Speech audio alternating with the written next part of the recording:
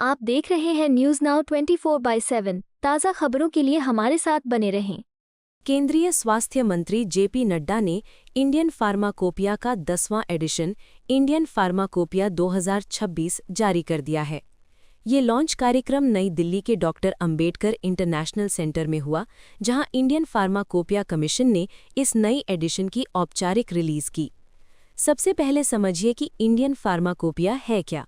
ये भारत में इस्तेमाल होने वाली दवाओं की ऑफिशियल किताब है, जिसमें दवाओं की क्वालिटी, प्योरिटी, पोटेंसी और टेस्टिंग के मानक तय किए जाते हैं।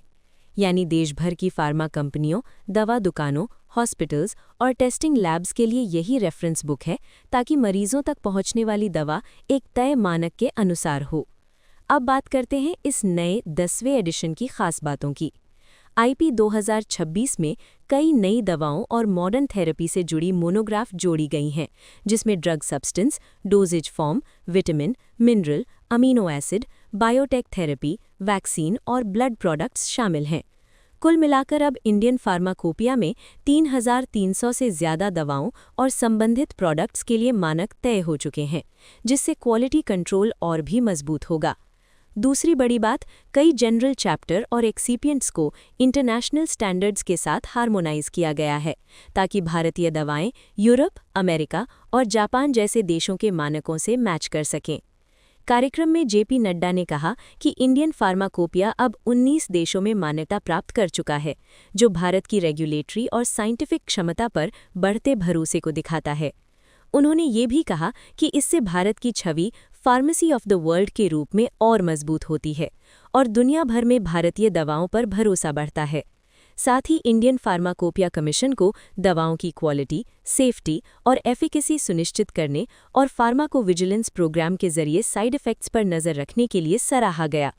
इंडियन फार्माकोपिया के मानक जितने सख्त और अपडेटेड होंगे, उतनी ही भरोसेमंद दवाएं आपके और आपके परिवार के हाथ तक पहुंचेंगी, चाहे वो सरकारी अस्पताल हो या प्राइवेट। दूसरा, ग्लोबल लेवल पर भारतीय दवाओं की डिमांड बढ़ने से फार्मा इंडस्ट्री मजबूत होती है। रोजगार और एक्सपोर्ट दोनों के लिए ये कदम अहम है। सबसे पहले तो मैं आप सबको वर्ष 2026 के आगमन पर आप सबको बहुत बहुत शुभकामनाएं देता हूँ। आपको इस बात के लिए भी शुभकामना देता हूँ कि फार्माकोपिया कमीशन ने 17 साल पूरे कर लिए हैं। It has completed its 17 years and now it is entering into the 18th year. So I also congratulate Pharmacopeia Commission on foundation day.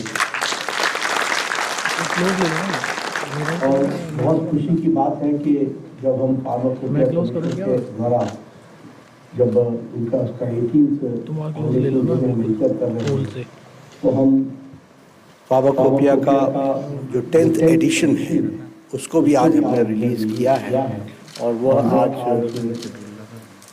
Bharat के लिए और दुनिया के लिए एक तरीके से वरदान भी सिद्ध होगा और फार्माकोपिया की दुनिया में वह एक अपना स्थान बनाएगा। इसके लिए मैं आप सबको बहुत बहुत बधाई देता हूँ। हम जानते हैं कि इंडियन फार्माकोपिया ने जो काम किया है वो एक तरीके से उसने रेगुलेटरी सिस्टम की नींव को रखा है और उसको सुदृढ़ किया है, उसको मजबूत बनाया है और इसके साथ साथ क्वालिटी में बेंचमार्क स्थापित करने का जो रेगुलेटरी सिस्टम को ने लागू करना है, उसको जो बेंचमार्क्स देने का काम किया है वो फार्माकोपिया कमीशन ने किया है। इसलिए उसके माध्यम से क्वालिटी, सेफ्टी, एफिकेसी, इन सब चीज़ों पर विशेष करके ध्यान देने का काम फार्माकोपिया कमीशन ने किया है और मैं ये कह सकता हूँ इस 17 साल की यात्रा में एक बहुत छोटी अवधि में एक बहुत लंबी यात्रा फार्माकोपिया कमीशन ने की है। इसके लिए मैं उनको बधाई देना चाहता हूँ।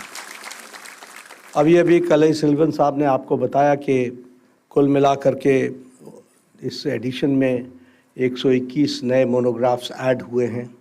कुल मिलाकर के 3,340 मोनोग्राफ्स हमारे फार्माकोपिया कमीशन की तरफ से जुड़े हैं और उसी तरीके से इसमें जो पब्लिक की हेल्थ नीड्स हैं और जो हमारे एडवांसेस हैं टेक्नोलॉजी के, उसको भी ध्यान में रखते हुए और जो भारत का जो रोल, एक्सपैंडिंग रोल है दुनिया में, उन सब चीज़ों को ध्यान में रखते हुए, ग्लोबल सप्लाई चेन को भी हम ध्यान में रखते हुए, ये फार्माकोपिया कमीशन के जो ये 10th एडिशन है, इसने इन सब चीज़ों को इनकॉर्पोरेट करने का काम किया है।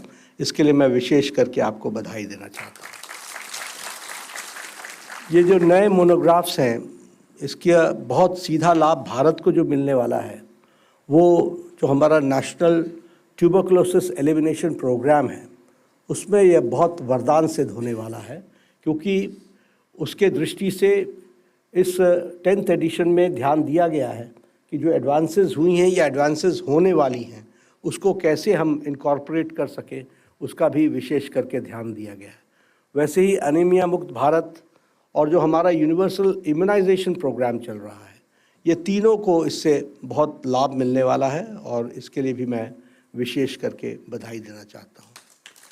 इस एडिशन में जो सबसे यूनिक बात है वो ये है कि ये एडिशन अपने मोनोग्राफ्स में ब्लड कंपोनेंट को जोड़ता है, जो अपने आप में अगर हम कहें तो ये ब्लड कंपोनेंट ये दुनिया में पहला प्रयोग है जो इंडियन फार्माकोपिया कमीशन ने अपने 10th एडिशन में किया है। इसके लिए मैं विशेष करके बधाई देना चाहता हूँ। और अभी तक किसी और की pharmacopoeia, if I am correct और अदरवाइज करेक्ट मी कलेश सिल्वन, that it is only Pharmacopoeia of India which has included the blood component in the process।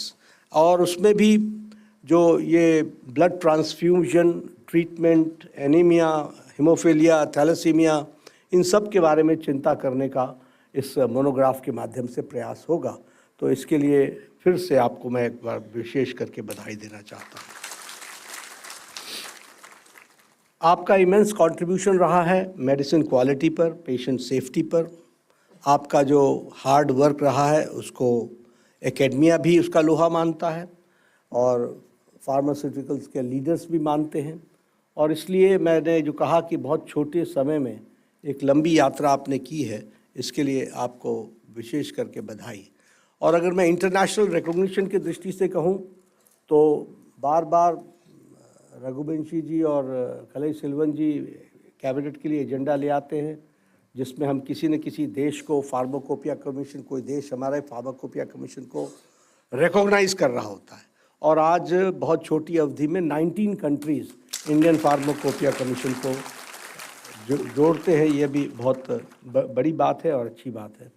उसी तरीके से हमारा जो रोबस्टनेस है, जो ड्रग रेगुलेटरी सिस्टम फ्रेमवर्क को मजबूती देता है, उसमें भी फार्माकोपिया कमीशन ने जो क्वालिटी स्टैंडर्ड्स सेट किए हैं, जो बेंचमार्क सेट किए हैं, वो उसमें बहुत महत्वपूर्ण भूमिका अदा करता है। अगर मैं फार्माकोपिया कोविजिलेंस सिस्टम को बात करें तो आपको शायद आश्चर्य भी होगा, लेकिन सच्चाई ये है कि फार्माकोविजिलेंस जो हमारा था सिस्टम, उसकी global ranking 2009 to 2014 was 123rd and today our ranking is 8th।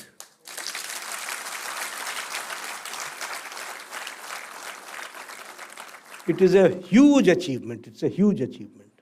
I congratulate Pharmacopoeia Commission for doing the hard work।